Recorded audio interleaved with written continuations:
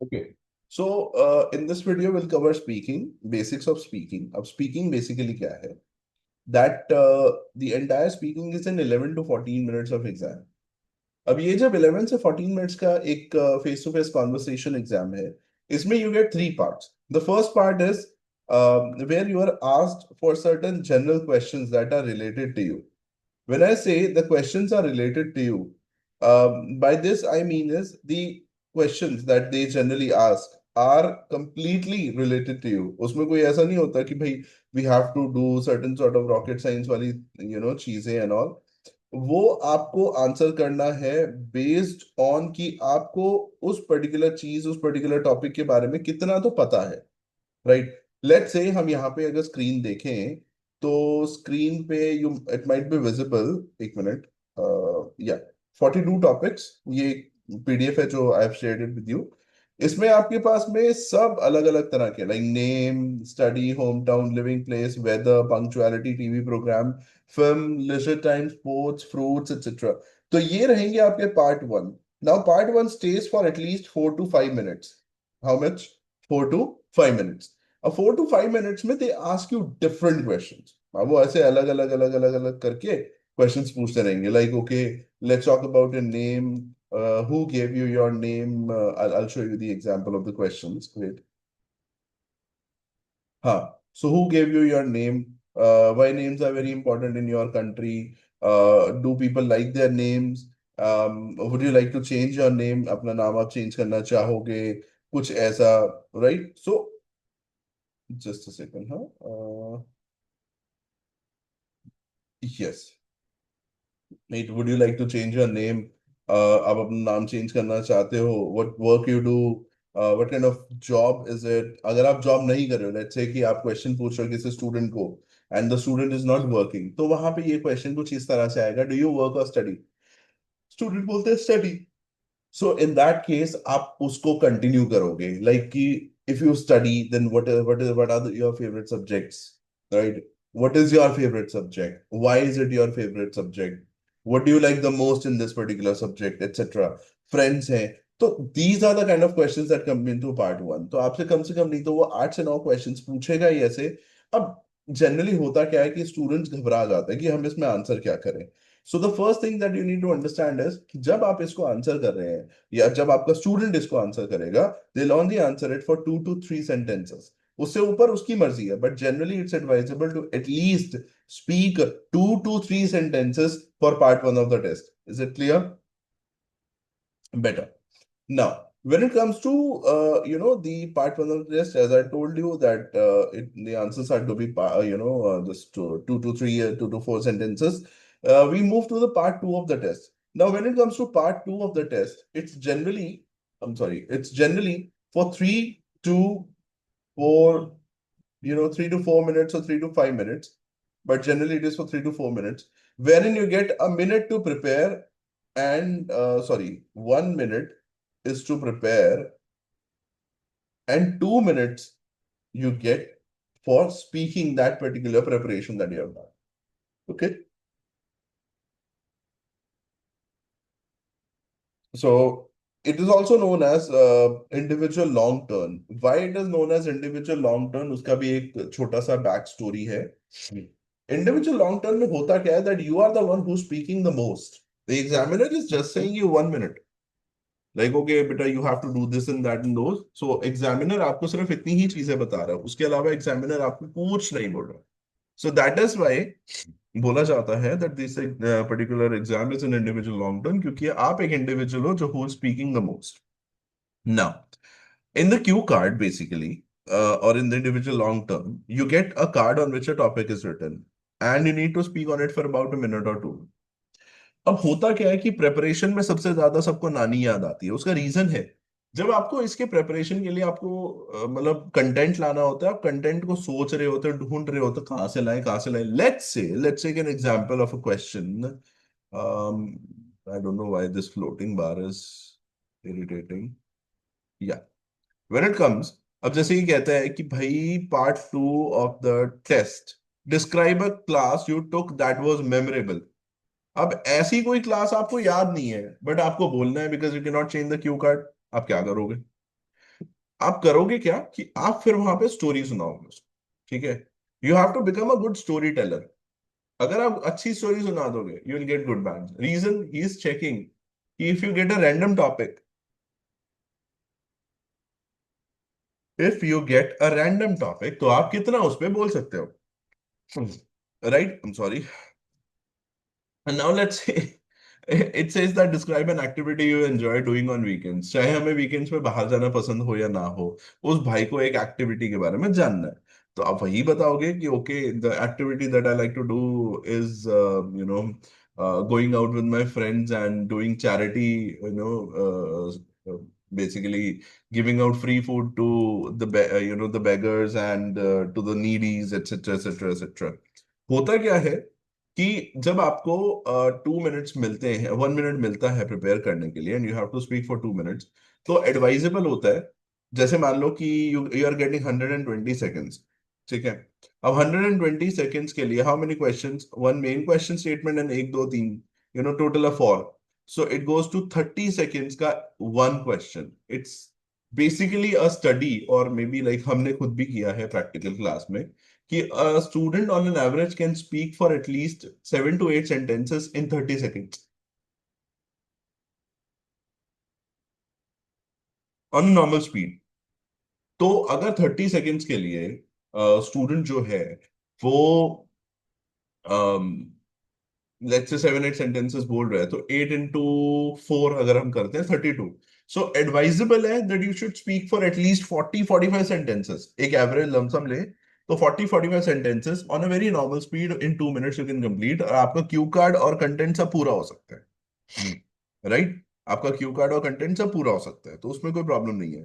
In this PDF you will also see अब ये mushroom chart कैसे वर्क करता है, ठीक है। बहुत ही इजीली यहाँ पे आप आंसर का कीवर्ड ले सकते हो। लेट्स से कि आपको दिया हुआ है Q card, just 1 second, one quick second.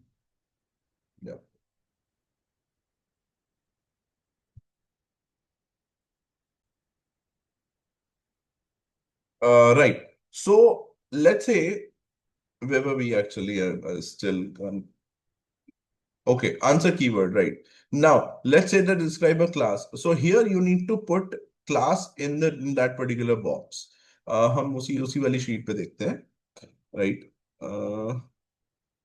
Yeah, the question was describe your favorite website. Now let's say कि मेरी favorite website is Gaana. Okay, तो मैंने गाना को बीच में लिखा। Then on the right hand side I put one. So one is the first question. When you came to know about it, कब, 2 years back, इतना। अब इतना लिखना 1 मिनट में किसी बिगिनर स्टूडेंट के लिए प्रॉब्लमेटिक रहेगा, ठीक है। कोई एडवांस लेवल का स्टूडेंट होगा वो शायद इतने पॉइंट्स लिख पाए।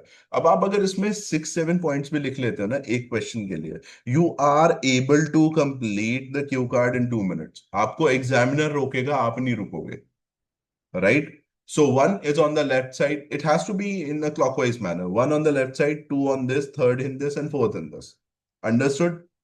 Now, ये एक तरीका है क्यू कार्ड को बनाने का, क्यू कार्ड के क्वेश्चंस को बनाने का, उसके आंसर्स को प्रिपेयर करने का। फिर आपको वो कहेगा, अब यहाँ पे एक क्वेश्चन अराइज होता है कि क्या आप ड्यूरिंग स्पीकिंग आप अगर एग्जामिनर को ना देख के आप अपने नोट्स में देखो, हाँ सही है, कोई दिक्कत नहीं है, आप अपने नोट्स को देख सकते हो और बोल सकते हो, बट थोड़ा सा फॉर्मल भी लगना चाहिए कि अगर आप अपने जो नोट्स को चेक कर रहे हो, नोट्स को देख रहे हो, तो आपका एग्जामिनर को ऐसा ना लगे यू आर इग्नोरिंग हिम और हर। तो आपको दोनों बैलेंस जो है प्रॉपरली मेंटेन करके चलने पड़ेंगे, right. This is how we prepare a cue card. Then part 3 of the speaking test is basically the follow up और अ डिस्कशन राउंड, जहां पे आपको करना क्या होता है कि वो क्वेश्चंस पूछता है क्यू कार्ड से रिलेटेड, उसके कुछ इश्यूज से रिलेटेड, या क्यू कार्ड की जो स्टोरी है, स्टोरी लाइन है, उसी से रिलेटेड आपके पास पार्ट 3 के डिस्कशन क्वेश्चंस होंगे। एडवाइसेबल होता है कि आप 4 to 5 सेंटेंसेस तो मिनिमम अपने पार्ट 3 के क्वेश्चंस के लिए बोलो ही बोलो। Part 1 2 to 3 sentences, part 2 40 to 45 sentences, and part 3 of the speaking test 4 to 5 sentences। ये चीज आपको स्टूडेंट के दिमाग में डाल देनी है। जब आप ये चीज स्टूडेंट के दिमाग में डाल दोगे, स्टूडेंट को, and you have to make sure being a trainer, या आपकी मोरल रिस्पॉन्सिबिलिटी बनती है कि स्टूडेंट अगर वो सेंटेंस नहीं बना पा रहा किसी क्वेश्चन का, तो आप उसे वो एक सेंटेंस या दो सेंटेंस या तीन सेंटेंस आप उसे बना के दो कि भाई देख तू ये बोल सकता था। फॉर एन एग्जाम्पल, अरे ये क्या बोला, हाँ, फॉर एन एग्जाम्पल मैं कहता हूँ, पेज अप, जैसे मैं कहता हूँ what is your favourite subject in school, ठीक है। अब मेरा वो फेवरेट सब्जेक्ट था, right? So as I've left school for like it's been almost a decade that I'd left school. um, my favorite subject in the school was, अब यहाँ पे उसे emphasize करना पड़ेगा क्योंकि अब तो उसका स्कूल है नहीं। तो यहां पे उसने पूछा what is your favourite subject, आप वॉज बोल सकते हो बट एम्फेसाइज करना पड़ेगा वॉज। थोड़ा सा अपनी वॉइस को मॉड्यूलेट भी करना पड़ता है ड्यूरिंग स्पीकिंग, ताकि आपकी स्पीकिंग थोड़ी इंटरेस्टिंग लगे।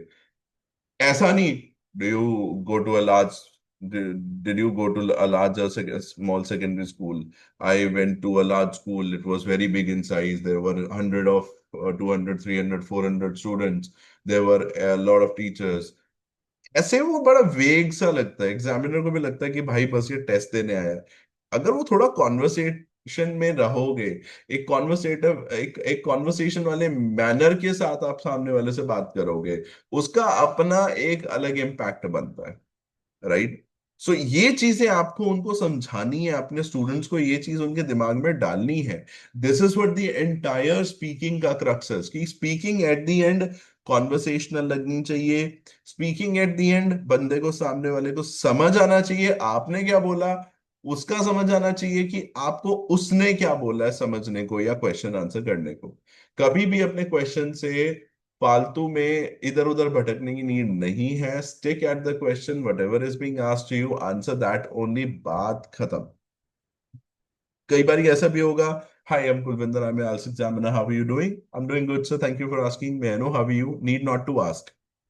ठीक है, वो तुम्हारी मासी का लड़का नहीं है, ये मासी की लड़की नहीं है, या तुम्हारी मासी नहीं है। So you just have to say that I am doing good, thank you for asking, and then you can start up with the questions. And उसके बाद कई बार ये होता है, एग्जामिनर होता है लेट्स टॉक अबाउट स्कूल, सो ऐसा भी नहीं करना, जस्ट से दैट श्योर, ऐसे S U R E, sure, yes, या यू, ये सब मत यूज करना, या अहाँ, ओके।